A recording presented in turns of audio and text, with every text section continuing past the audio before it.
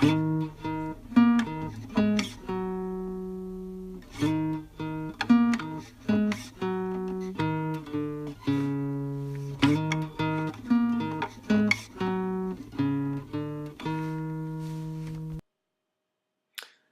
YouTube, bienvenue sur ma chaîne et aujourd'hui je continue mon défi pour te donner les tips pour pouvoir apprendre l'anglais correctement et voici donc une application et un site web intéressant qui s'appelle Tandem qui te permet de trouver des gens partout dans le monde qui cherchent comme toi à apprendre une langue.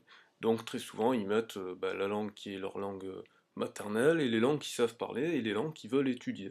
Donc toi tu t'inscris, tu fais pareil, tu marques ta langue maternelle, les langues que tu sais parler et les langues que tu aimerais apprendre à parler. Et en plus, généralement, ils te proposent de choisir un sujet en particulier, donc voilà, tu peux trouver des gens, je sais pas moi, si tu aimes bien le basket, tu peux chercher des gens qui aiment bien le basket, ou si tu aimes bien, je sais pas moi, jouer au billard, trouver des gens qui jouent au billard, si tu aimes bien lire des livres ou jouer aux jeux vidéo, bref, tu choisis un sujet que tu veux, et tu vas trouver des gens qui vont pouvoir t'aider et que tu vas pouvoir aider, hein. C'est vraiment le principe de l'échange. Il faut que tu puisses les aider. Si tu peux pas les aider, tu peux pas demander de l'aide. Voilà. Mais c'est gratuit, donc voilà, ça fait partie des tips que je te proposais. Bon, alors maintenant on va quand même faire un petit peu de grammaire, mais on va le faire à la cool, pour améliorer donc le vocabulaire et pour pouvoir faire des phrases quand même, parce qu'il va falloir, c'est bien beau de lire des papiers, mais il faut aussi savoir parler, hein. Je rappelle, il y a 4 compétences qu'il faut développer systématiquement. Il y en a 2 en entrée, c'est la lecture et l'écoute, et il y en a 2 en sortie, c'est euh, la parole et l'écriture. Alors c'est parti, let's do it. Grammar tips. Alors, en anglais, comme en français, les noms sont généralement précédés d'un article. Il existe 2 types d'articles. Les articles qu'on appelle l'article indéfini, c'est lorsque on mentionne l'objet pour la première fois ou lorsque l'objet fait partie d'un ensemble de semblables. Par exemple, a car, une voiture, ou an object. Donc tu vois qu'en anglais, il y a 2 types, 2 façons d'écrire l'article. Il y a e ou an. Donc a tout seul ou a avec n. La règle, c'est que on rajoute le n lorsque le nom commence par une voyelle. Donc an object, a car. Ensuite, on a l'article défini. L'article défini, c'est lorsque on a déjà mentionné l'objet, ou lorsque l'objet est une commande, ou lorsque l'on parle de quelque chose de précis. Par exemple, The guy that I told you before. The Eiffel Tower. I'm talking about the book with the red cover. Donc, le gars dont je t'ai parlé hier, enfin, où je t'ai parlé avant, pardon, la tour Eiffel, a priori il n'y en a qu'une, sinon ce sont des copies. Euh, I'm talking about the book, donc je parle de ce livre, hein, le livre avec la couverture rouge, pas un autre, celui-là. Ensuite, on va parler des pluriels. Alors pour les pluriels, on va distinguer 3 cas. On va distinguer le pluriel régulier qui fonctionne comme en français où on ajoute simplement un S à la fin. On va distinguer les pluriels irréguliers que j'ai classés donc par terminaison. Donc on a les terminaisons en CH, et lorsqu'on a un singulier qui se termine en CH, le pluriel va se terminer en ES. Donc par exemple le mot patch, qui va donner au pluriel patches. Patch, c'est une rustine, comme par exemple quand on fait du vélo. Les mots qui se terminent en SH au singulier, au pluriel, ça va se terminer en ES. Comme par exemple wish, wishes, un souhait, des souhaits. Les mots qui se terminent au singulier par S vont se terminer par ES au pluriel, comme par exemple loss, losses, une perte, des pertes. Et enfin, les mots qui se terminent par X au singulier vont se terminer par ES au pluriel, comme par exemple box, boxes, une boîte, des boîtes. Alors ensuite, on a des petites constructions. Lorsque on a une voyelle qui est suivie par Y, alors le pluriel va devenir un S. C'est-à-dire qu'on rajoute un S. Key, case.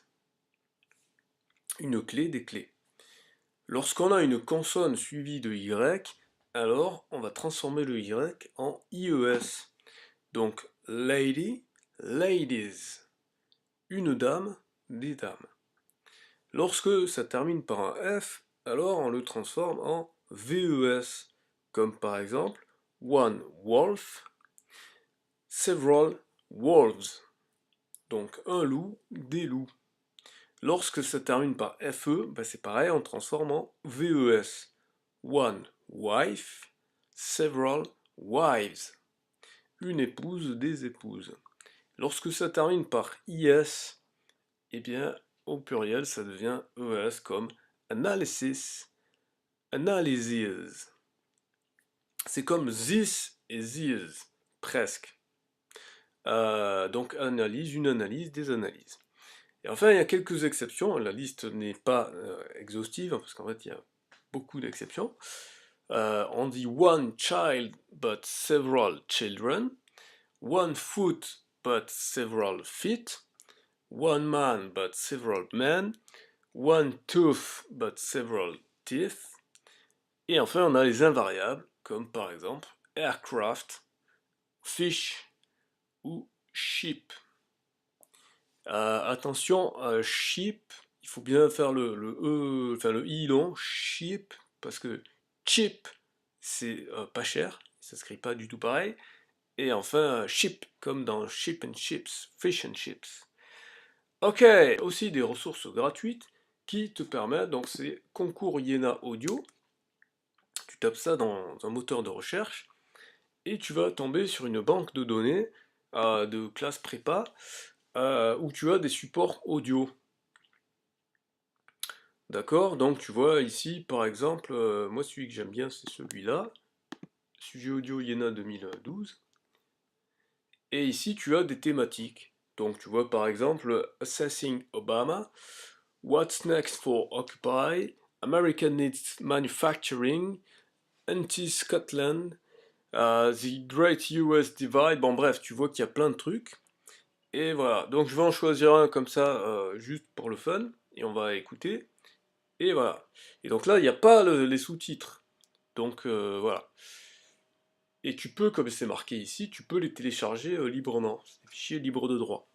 Donc tu vas juste avoir au tout début un petit truc qui va Début parler. du dialogue 14. Have you read this? Apple shares have reached $600. That puts the market value of Apple higher than the combined values of Cisco, Intel, and Microsoft. That's good news for anyone who owns Apple shares, and that includes all Apple employees, I think. But how many employees does Apple have in the US today? In the 1950s, General Motors had over 400,000 American workers, and General Electric had hundreds of thousands of workers in the US in the 1980s. Just how many Apple employees are there in the US today? Okay, so that's a debate about the fact that Apple and all the new technologies don't employ enough people according to what money they make. That means in the past, when the guy compare Apple to General Motors or General Electric, in the past century, when a company makes a lot of profits, a lot of people were working on it. That means a lot of people were sharing this value.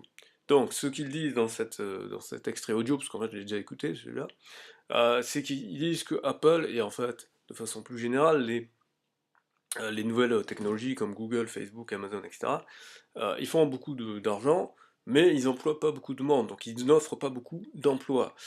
Alors que dans le passé, dans le siècle précédent, des compagnies comme General Electric ou General Motors, qui étaient leaders en leur temps, eh bien, ils faisaient de l'argent, mais ils employaient aussi beaucoup de gens, et donc du coup, ça faisait des offres d'emploi.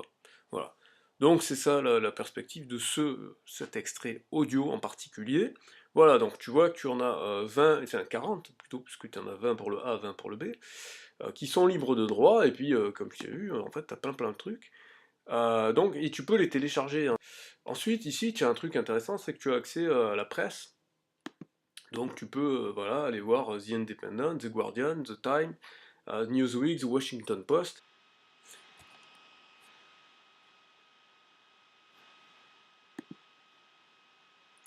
Voilà, donc j'ai relancé avec Chrome parce qu'en fait avec Firefox ça a des problèmes. Avec Chrome, ça devrait marcher sans aucun problème.